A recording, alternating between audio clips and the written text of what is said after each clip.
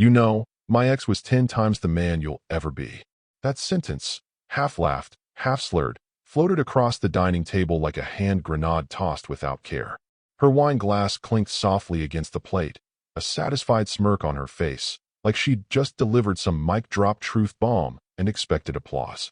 I didn't respond, not even a twitch. I just set my fork down, slowly, deliberately, then stood up, walked to the hallway, slipped on my coat, and grabbed my keys. No plate throwing, no shouting match, no door slam, just the sound of my boots clicking against the floor as I left behind the wreckage of the last 6 years in utter silence. I don't think she even looked up. Maybe she thought I was going to the store. Maybe she thought I was sulking, driving around the block like a kicked puppy, waiting for her to let me back in. That was her usual script.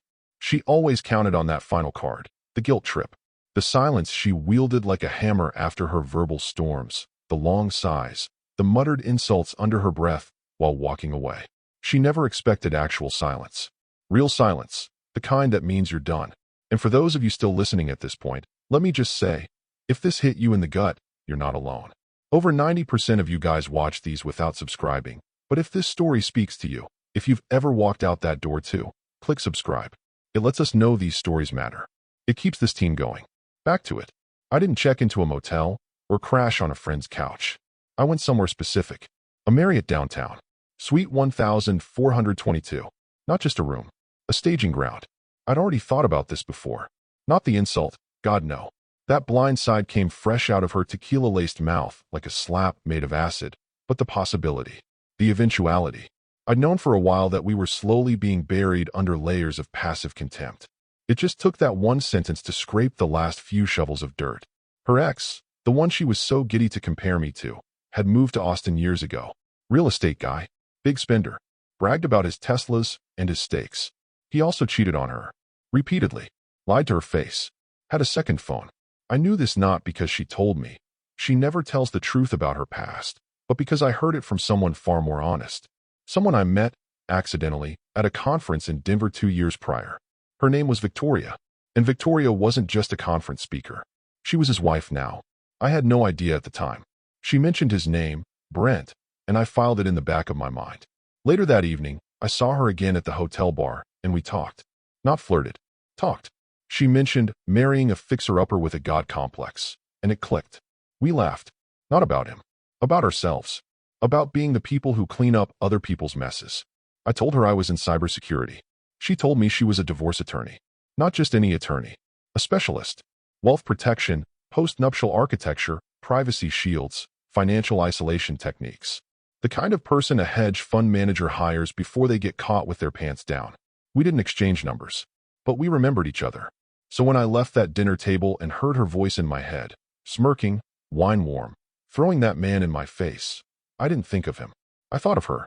I pulled over at a gas station, sat in the car, and scrolled through my old emails.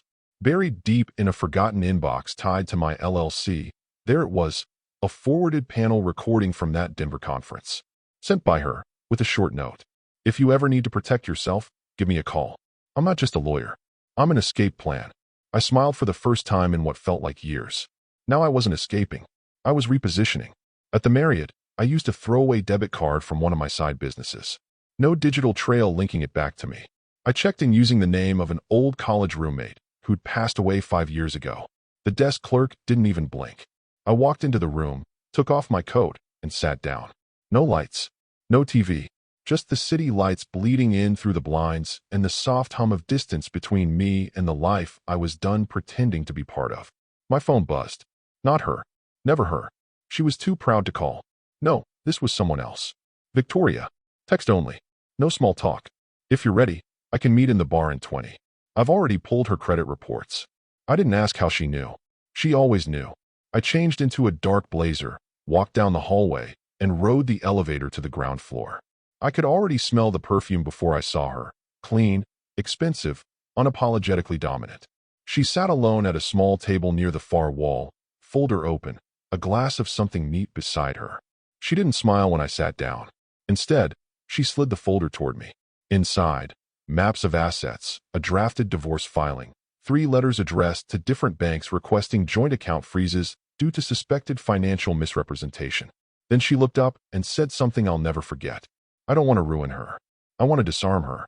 When it's done, she'll have nothing left to weaponize. And somewhere in that moment, something in me finally clicked into place. Not rage, not revenge. Precision. She sat with her back to the piano, eyes casually scanning the room like someone accustomed to threats, but no longer moved by them. Even the way she held her drink, left hand loose around the base, index finger tapping the rim, felt calculated. Not casual. Controlled. This wasn't just any woman sitting alone in a bar. This was someone who'd buried reputations beneath confidentiality clauses and walked away without a wrinkle in her blouse. I took the seat across from her. No greetings. No fake warmth. She slid a manila folder across the low marble table. No words.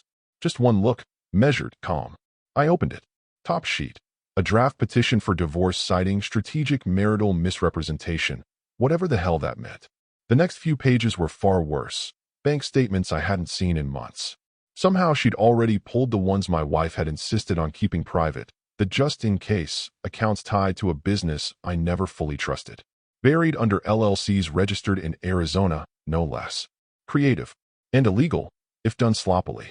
Which, of course, my wife had done. Next were color-coded diagrams, trails of funds, cash transfers, withdrawals, and even purchases at high-end boutiques. A handbag she claimed was a gift from a client, paid for out of our joint travel fund. A spa weekend with her sister, booked under a dummy retreat for trauma bonding that somehow had 0 receipts and one very real charge on our shared card. This is your foundation, Victoria said, her voice like velvet over a scalpel. We won't move yet. We wait. Then we push the first domino. I looked up at her. Why help me? She didn't blink. Because she laughed when she cheated. I recognized the pattern. I used to sleep beside it. There it was. She didn't need to say his name. Brent. Her husband. My wife's oh-so-manly ex. The one she had the audacity to mention over pork tenderloin like it was normal dinner conversation. The one who used to parade women into her condo when she was out of town. The one who once locked her out of their joint account the night before her rent was due, then sent her a text that said, "Bet your new boyfriend can't fix that." I closed the folder and leaned back. What do you want in return? She tilted her head. Nothing from you. But I do want her to feel the weight of real consequences. Not yelling. Not crying. Silence. Isolation. Financial suspension. Strategic suffocation. We don't take her down in court. We take her apart before she even steps foot in one. A server came by. I ordered nothing. She ordered water, but didn't touch it. The server left, and she pulled another document from her leather tote. It was a list of names. My eyes scanned it, quickly recognizing 2 mutual friends, her former Pilates instructor, and a realtor she swore she hadn't spoken to in years. What's this? Witnesses, she said. People who owe me favors. Or people she owes apologies to. Either way, they'll cooperate. I don't want to humiliate her, I said, not fully believing it. Victoria gave the faintest smile. You don't have to. Just step aside and let her own decisions do it for you. The folder also contained a timeline, built out to the day, of how the next 8 weeks would unfold. From the moment I disappeared, to the account freezes, to the subpoena for her private therapist's notes if she tried to weaponize mental health in the divorce, which, based on patterns, Victoria was almost certain she would. Even the pre-written PR-safe email to send to mutual friends. Calm, clinical, professional. I closed the folder again. How much of this did you already have before I texted? She laughed once. Short. I've been watching her for 2 years. Ever since she tried messaging Brent again. On our anniversary. My stomach went still. You think she didn't know we were married? She asked, sipping her water now. She knew. She just didn't care. She's reckless. Lazy. And she assumed I wouldn't notice a woman that ordinary. That's her fatal flaw. She thinks she's special because she's always been given the benefit of the doubt. I rubbed the bridge of my nose, processing everything. You're terrifying, you know that? She shrugged. That's what my ex said. Right before I took the Mercedes, the condo, and his weekend cabin in Tahoe, without saying a word in court. She stood, gathering the folder and sliding it back into her tote. Let me know when you want to initiate phase 2. Until then, enjoy the silence. Then she turned and walked out, leaving behind only her glass of water and the faint smell of power disguised as perfume.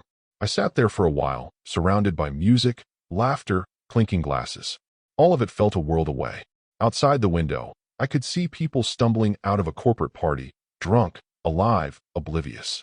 And for the first time in years, I wasn't sad. or angry, or confused. I was prepared. The sliding glass doors of the hotel gave a faint hiss as I stepped out into the humid night. The kind that clings to your skin like regret. I was halfway down the wide marble steps, still hearing Victoria's voice in my head. Calm, surgical, chilling, when I heard the click of heels behind me.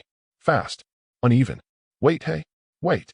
I turned just slightly, enough to confirm what my gut already knew. There she was, her younger sister, Tessa. Tessa, the one who used to joke about how much fun we were as a couple, how we balanced each other out. Tessa, who always stayed just a few steps removed when the insults started flying at family dinners. Tessa, who once pulled me aside in the hallway after a holiday party and quietly said, "You deserve better, but I know you won't leave. So just stay sane." She had changed since then. The bubbly laughter wasn't there tonight. No performance. No phone in hand, like she needed it to shield herself from real emotion. Just wide eyes, bare shoulders, and a look on her face like she'd just seen a ghost rise out of her worst-case scenario. She didn't say my name. She just looked over my shoulder at the doors I had just come out of. Was that? She swallowed. That was Victoria, wasn't it? I didn't respond. She took a step closer. Her heels clicked against the marble in a rhythm that sounded way too fast for someone trying to seem casual. "I know who she is," Tessa whispered, glancing around like someone might be recording us. "Why would she be here? With you?" Still, I said nothing. Her eyes darted to my coat pocket, where the edge of the folder was barely visible. I meant to tuck it deeper. Didn't matter now. She stepped even closer. "Please, don't do this. You know my sister. She talks crap when she drinks. She doesn't mean it. Half the time, she doesn't even remember what she says." I finally looked at her then. Not cruelly. Just like a stranger trying to place a familiar face in a dream they've outgrown. Tessa's voice dropped to a strained whisper. "She's not ready for someone like Victoria. No one is. That woman." She dismantled a judge. A judge. My old boss still won't say her name out loud. A car horn blared from across the street. Somewhere, a group of tourists cheered about something meaningless. But Tessa kept staring, shaking slightly now. She reached out like she was going to touch my arm, then thought better of it. "She doesn't know what she's walking into," she said again. "You don't have to go nuclear. You can still pull this back." That was the moment. Right there. Because if she'd said, "You can still fix it," maybe I'd have flinched. Maybe I would have considered the flicker of guilt I was still pretending I didn't feel. But she didn't say fix. She said pull it back. Like it was all a performance. Like the whole marriage had been some social media blip I could delete before too many people saw it. That's when I realized Tessa wasn't just worried about her sister. She was terrified for all of them. Because she'd seen Victoria before. She knew what it meant when Victoria showed up, folder in hand, eyes dry, strategy already 3 moves ahead. This wasn't a lawyer you hired. This was a controlled detonation you unleashed. I stepped past her without a word. She followed for a few feet, heels clacking frantically, breath catching like she was debating screaming after me in the middle of a luxury hotel entrance. She didn't. I hit the sidewalk. Behind me, I could still hear her breathing, ragged, desperate, but I didn't look back. I kept walking toward the parking structure, the folder under my arm like a loaded weapon no one could see, but everyone would feel soon enough. "Tell me you're not serious," she finally yelled after me, but her voice cracked at the end, like she already knew the answer. I kept walking. Let her tell my wife. Let the panic start early. Let it spread. She called on Monday. Twice. First was mid-morning, probably expecting me to be at work, still sulking, licking my wounds like a good little obedient disappointment of a husband. Second time was closer to lunch. I ignored both. Let her voice slide into voicemail purgatory. I imagined her pacing in the kitchen, glancing at the clock, wondering if I was dragging this out for effect. Probably assuming I'd come crawling back with flowers and apologies, maybe a rehearsed line about needing space. She always did think she controlled the tempo. Tuesday, she texted, "Can we talk like adults?" I didn't respond. I was too busy watching the courier check his clipboard and step into the elevator of the building where she worked. A 27-floor glass box uptown, full of designers, brand reps, and inflated egos pretending to be humble creatives. She was mid-presentation when the receptionist buzzed her floor. The courier didn't flinch when she sighed dramatically and signed for the envelope like she was being handed parking tickets. Then she opened it. Initial divorce filings. Formal. Cold. Devoid of drama. Not handwritten. Not emotional. Not even angry. Just organized. She didn't even bother hiding her reaction. One of her co-workers later described it as a snort laugh. "This what he's doing now?" she had said aloud, waving the pages. Filing papers because he couldn't handle a joke. The room chuckled with her, until she saw the name of the representing attorney. Bottom of page 2. Section 5. Victoria S. Calderon. She blinked once, then twice. Her smile faltered. A few people caught it. One coworker leaned over and said, "Wait, that name sounds familiar." She waved it off. "It's common," she lied. But her eyes were already scanning the print again. She reread the name. Said it out loud this time. Calderon. Then something shifted. A flicker of memory. A story she'd heard. Something about a law firm in Austin. A case years ago. Headlines. Or whispers. She wasn't sure. Her fingers went to her phone. Googled the name. First result. Victoria Calderon, the divorce architect of the ultra-wealthy. Second, the woman who made a senator disappear financially, and his wife thank her for it. Third, why CEOs fear Victoria Calderon more than their mistresses. Her screen froze for a second from all the fingerprint smears. Or maybe from panic. She wiped it against her blouse. Scrolled again. Fourth result. A podcast. Surgical separations. The Victoria Calderon method.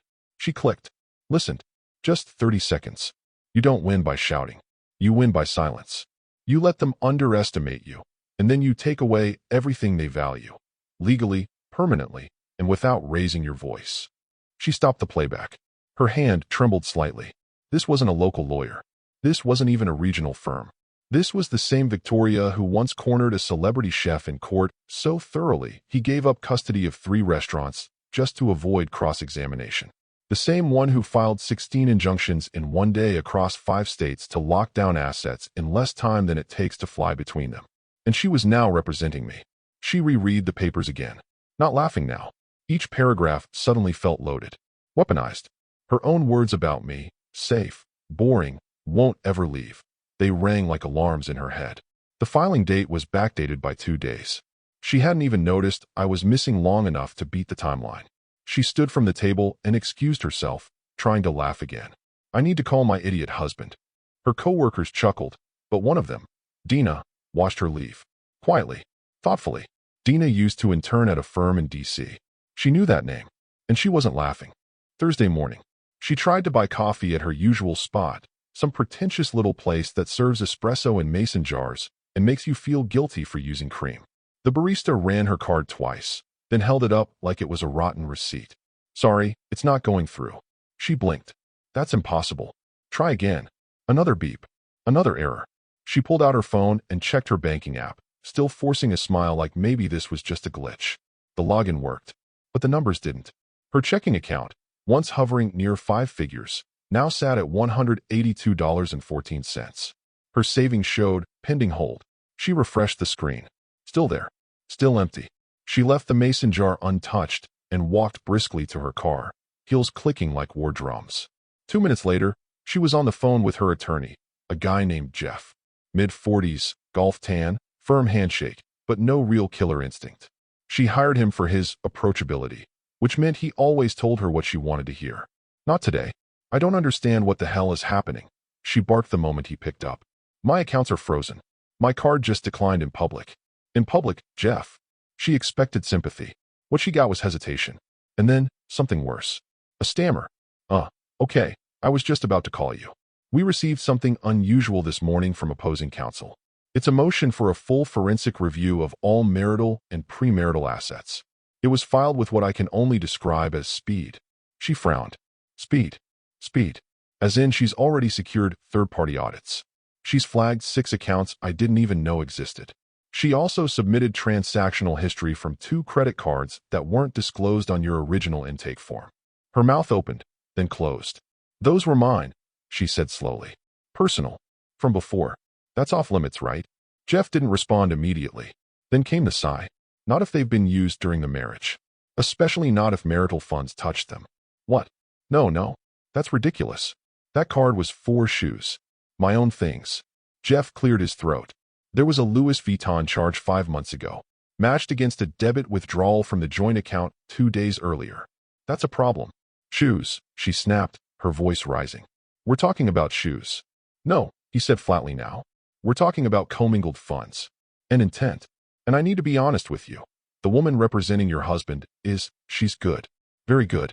The kind of good that makes judges raise their eyebrows and other lawyers retire early. Something in her chest dropped. You know her? Oh, everyone knows her, Jeff said, suddenly sounding far more like a paralegal than a litigator. She represented a crypto billionaire who got married in Bali and divorced in 6 countries. She liquidated 14 shell companies in 2 weeks without anyone being able to trace the filings. Her nickname is the Black Widow of Westlake. She gripped the steering wheel harder. You're exaggerating. Am I? He said, now quieter. Because she's also the wife of Brent Maddox. That stopped everything. Her heart actually skipped. Brent. She hadn't heard that name in nearly 3 years. Not since she tried reconnecting with him after a fight. The night I slept on the couch and she claimed I wasn't a man anymore. Her voice went dry. That Victoria? Yes, that Victoria. And suddenly, it all connected. The weird look on her sister's face. The tone of her friend Dina's voice. The cold, bloodless way the documents were written. Not spiteful. Not reactive. Just thorough. Strategic. She wasn't fighting me. She was up against her. And her mind, her clever, smug, manipulative mind, couldn't even process the shift. Because this wasn't about winning a fight anymore. This was a full-scale rebalancing of power. No more guilt leverage. No more, you'll never find someone better. No more, I control the story. Victoria now had the narrative. And Victoria didn't do drama. She did damage. She heard the doorbell from the kitchen and didn't bother wiping her hands. Let the olive oil drip. Let the stove burn. It was probably the package guy again, leaving more certified letters she wouldn't open. But when she yanked the door open, it wasn't a stranger with a clipboard. It was Tessa. And Tessa looked like she'd driven there in 5th gear the whole way. Hair tied back in a way that looked more like stress than style. Bag clutched tightly under one arm. Eyes full of something halfway between accusation and pleading. Oh, for God's sake, you two, she groaned, turning back toward the kitchen without even inviting her in. Can I please go one day without everyone acting like I killed someone? Tessa stepped inside anyway. I don't care about what you did, she said, shutting the door behind her. I care about what's about to happen to you. The wife scoffed. What's going to happen? He's going to cry himself to sleep on some rented mattress? Call his mom. What? She grabbed a towel, started wiping her hands, then froze when Tessa dropped a thick envelope on the kitchen island. Open it. She didn't. She just stared at it. Tessa didn't flinch. Open it. With a dramatic sigh, she tore the top, half expecting more legal spam. Instead, out spilled a list of accounts, joint, individual, even one she'd opened in her maiden name last year. Every one of them marked with dates, red highlights, and attached motions. What the hell is this? Asset tracing, Tessa said. It's what real lawyers do when they're not wasting time posturing in court. Victoria's already filed preemptive liens on the marital property and requested a forensic review of anything you've touched in the past 3 years. Her laugh was hollow. That's not even legal. This is overkill. Tessa's face hardened. No, this is Victoria playing nice. For now, there was a long silence, broken only by the soft hiss of something starting to burn on the stove. The wife ignored it. Instead, she pointed at the file. He's not going to follow through with this. He's never followed through with anything in his life. He gets mad, sulks, and folds. Tessa took a slow step forward. And maybe that's what he always did. Until you pushed him too far. Until you made the one mistake even your manipulations couldn't clean up. The wife crossed her arms. What? Saying Brent was better. Are you serious? Everyone says stuff when they're mad. He knew I didn't mean it. Tessa didn't blink. Did he? Another silence. Then, softer, Tessa added. Why do you think I chased him outside the hotel? Why do you think I begged him not to do this? That got her attention. What? Tessa nodded. I saw them. Together. In the hotel bar. He wasn't crying. He wasn't drinking. He wasn't unraveling. He was planning. She was handing him a folder, and he was nodding like a man who's already made peace with what he's about to do. He's bluffing, she said, almost to herself. It's a scare tactic. I know him. No, you knew him. Tessa shot back. You knew the version of him that wanted to be loved. The version you ridiculed until he forgot what confidence even looked like. You don't know this version. The wife shook her head. She won't ruin me. That lawyer. She's just bitter because I used to date her husband. You didn't date him, Tessa said. You slept with him behind his then-girlfriend's back. Victoria's back. And now she's not bitter. She's motivated. She sat down slowly, like the gravity of that sentence finally found her spine. Tessa let it sit for a moment before continuing. You don't understand. That woman doesn't lose. She doesn't stop. The last guy who tried to outmaneuver her ended up bankrupt and barred from his own foundation. She doesn't want revenge. She wants control. And once she gets it, she doesn't give it back. The wife looked away, said nothing. You think this can be smoothed over, Tessa added. You're wrong. You made this irreversible. And you did it out loud. Still no answer. Just the sound of the stove alarm beeping. Tessa sighed and reached over to turn it off. I hope you saved something, she said quietly. Because by the time this is over, you won't even own the kitchen you're standing in. Then she left the envelope, turned, and walked out the door. The wife didn't stop her, didn't call after her, didn't move at all. She noticed it first on the group chat. The one called Weekend Crew Clinking Glasses, the same friends who used to flood her phone with brunch plans, Pilates memes, and endless streams of gossip about everyone else's marriages. Now, radio silence. No new messages for 4 days. She sent a photo, her in a sundress, glass of white wine in hand, captioned, Sunshine and Peace Lemon Kiss Mark. No one replied. Not even a like. She stared at the screen, confused, then clicked through their names one by one. No one had left the chat. They were just not responding.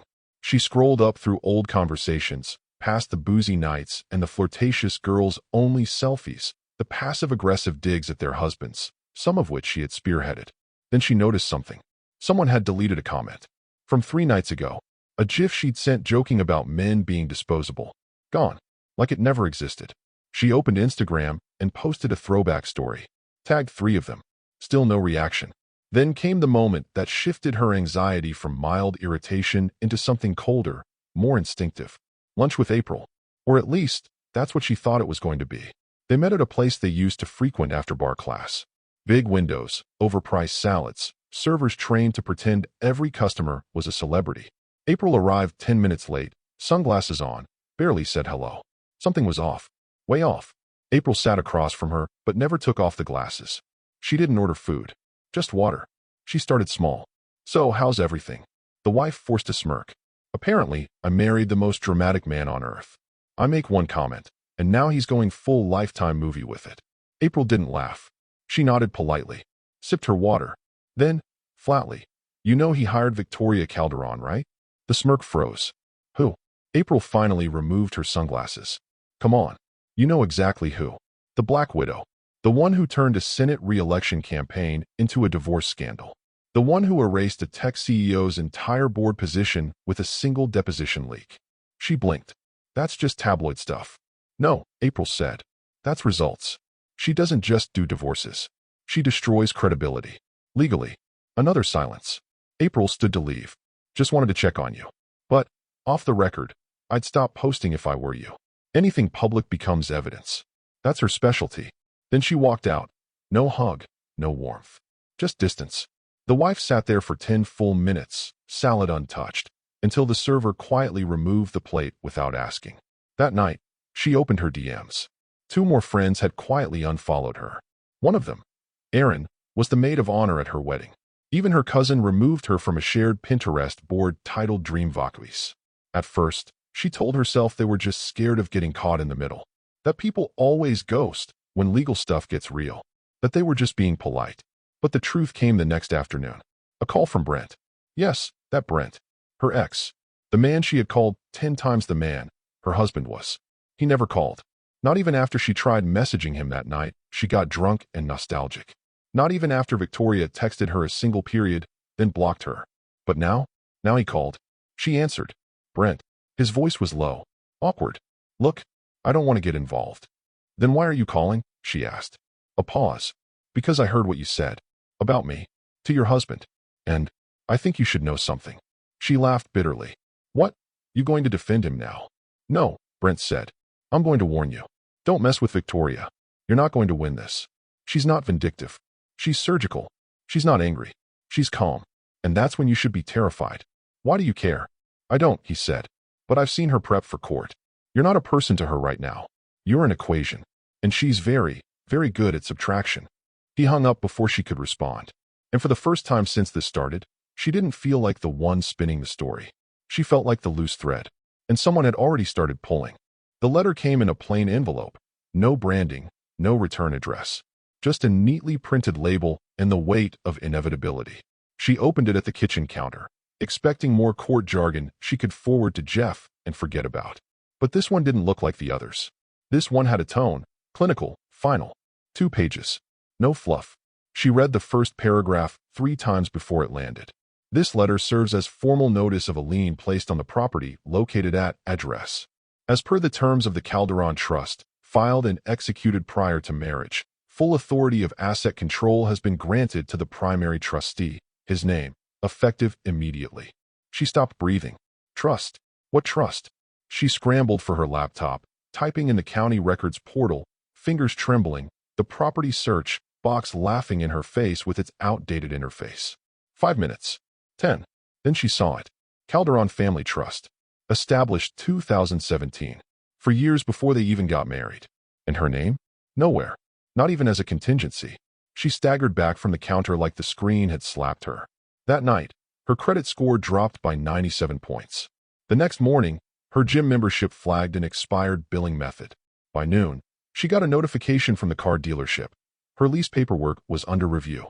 She called the number. The man on the phone was polite. Efficient. We were notified your income status has changed. Your secondary authorization has been revoked. You were listed as a dependent party, not a primary. I live here, she screamed into the receiver. Yes, ma'am, the man replied. That's why we're calling you first. Click. She didn't realize she was still holding the phone until it slipped from her hand and hit the floor. The next day, Jeff, her spineless, sweating lawyer, showed up in person. He sat at the kitchen island with a look she hadn't seen before. Not arrogance. Not indifference. Something closer to resignation. They're 10 moves ahead of us, he muttered, rubbing his temples. You said she couldn't touch me. I said you'd be protected. I didn't say she wouldn't get creative. This isn't normal, okay? This isn't law school textbook material. She's using tax code loopholes, prenuptial triggers, and a combination of irrevocable clauses I haven't seen used together in private practice. She built this like a trapdoor, and you just stepped into it. She stared at him. That house is mine, she said quietly now. He told me it was ours. We painted the guest room together. Jeff opened another folder. You signed a quitclaim deed 2 years ago to simplify refinancing. Do you remember that? She blinked. He held it up. He never reversed it. It's how he moved the asset into the trust. You're not just locked out, you signed the lock. Her knees buckled. She dropped into the nearest chair, one hand over her mouth, the other gripping the edge of the table like it might float away. Jeff cleared his throat again, gentler this time. There's more. She didn't answer. The pension plan you two shared? It's been moved into a private retirement structure under a clause buried in your 2021 tax agreement. The travel points account? Closed. Credit shared rewards? Wiped. She looked up, her eyes hollow. How is that even legal? Jeff leaned in. Because he didn't wait for the storm. He built the ark. She didn't speak for a long time. Finally, quietly, almost to herself, she said, You don't understand. He was boring. I thought he'd never fight back. And that's what broke her. Not the house. Not the accounts. Not the lawyer folding like a beach chair in a hurricane.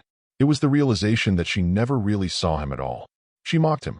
She underestimated him. She wrote the whole script and forgot he had the power to rewrite the ending.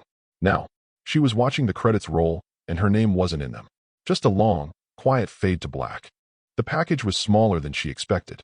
No logo. No courier label. Just a flat, padded envelope slipped between junk mail and a coupon flyer for car detailing. No return address. No sender name. Just her name, typed, not handwritten, on a clean white label. Like it had been prepared weeks ago. Maybe longer. She opened it on the kitchen counter with the same fingers that used to scroll through shopping apps and delete warning emails from her bank. Now those same fingers trembled slightly, hesitating before unsealing a flap she already knew wasn't going to contain good news. Inside was a single object. A flash drive. Nothing else. No note. No instructions. Just the unmistakable weight of a reckoning made portable. She stood there for nearly 20 minutes, staring at it like it might explode. Then she walked, slowly, carefully, to her laptop, plugged it in, waited for the familiar ding of recognition. One file. No title. She clicked. The screen went black for a second, then opened on a frame so familiar it made her stomach knot. Her dining room. Their dining room. Dimly lit, as it had been that night. Candles still flickering in the background. Her glass of wine half drunk. Her body leaning back in the chair, legs crossed. The smirk on her face already visible before she even said the words. You know, my ex was 10 times the man you'll ever be. The same exact moment. Recorded. She blinked rapidly. Her hand moved to close the screen, But she froze when the video kept going, further than her memory did. At least he made me feel something, her voice said, drunk with venom and performance. You're just safe. Predictable. You won't ever leave. I don't have to try with you. She stared at the screen, breath caught somewhere between her lungs and her throat. Then came silence in the recording. A pause. She remembered that pause. It felt awkward at the time, like she'd gone too far. And now, it played out with a horror she hadn't expected. Because after a few seconds, his voice came through the speakers. Quiet. Measured. Completely calm. Noted. That was it. Just that one word. And the way he said it, not wounded. Not shocked. Not confused. Calculated. She leaned back slowly, a cold pressure building at the base of her spine. The way her name was labeled on the envelope. The timestamp on the video. The angle, not from his phone. It wasn't handheld. It was a fixed, still camera. He'd recorded it on purpose. Not as some desperate man hoping to get sympathy later. As evidence. She sat frozen for a long time after the video ended. Her reflection in the laptop screen stared back at her. No makeup. No audience. Just her face, hollowed out by the echo of her own arrogance. She closed the lid slowly. Tried to breathe. But something wouldn't let her. Not the betrayal. Not the exposure. The certainty. The chilling realization that he didn't just leave her. He dismantled her. Not with rage. Not with screaming. With one word. Noted. Because he'd already known then. He'd already started. That moment. That night. Wasn't the beginning of her dominance. It was the day he began writing her ending. And now? It was already published. The last time she saw him, it wasn't in their home. Not in the kitchen where she used to rehearse her little monologues about how real men acted. Not in the bedroom where she once rolled away mid-argument, muttering something about how he was too sensitive for a grown man. No, the last time she saw him was outside a courthouse. Mid-morning. Crisp, windless air. He was sitting on a concrete bench beneath an old oak tree, tie loosened, elbows resting on his knees. Calm. Not triumphant. Not smug. Just finished. She nearly didn't recognize him. Not because of how he looked. He hadn't changed much. But because there was something gone from his face. That quiet desperation that used to wait behind his eyes whenever she raised her voice. That need to fix what she broke. Gone. She clutched the folder in her arms like a child carries homework they know is incomplete. Her shoes clicked too loudly on the walkway, every step sounding like an apology she'd never said out loud. He didn't look up. Hey, she offered, small and fake. The kind of word that once held power over him. Now it just floated in the air like static. I didn't mean it, she said, stepping closer. Still nothing. I was drunk. You know I say dumb things when I'm. She stopped. Even she didn't believe it anymore. He remained still, eyes forward, like she was part of the landscape. That's when Victoria appeared. Out of nowhere. Like she always did. Perfect posture. No papers in hand. Just one slim, white envelope. Sealed with a wax stamp. The kind reserved for legacy estates and private wealth firms. Victoria didn't speak to her.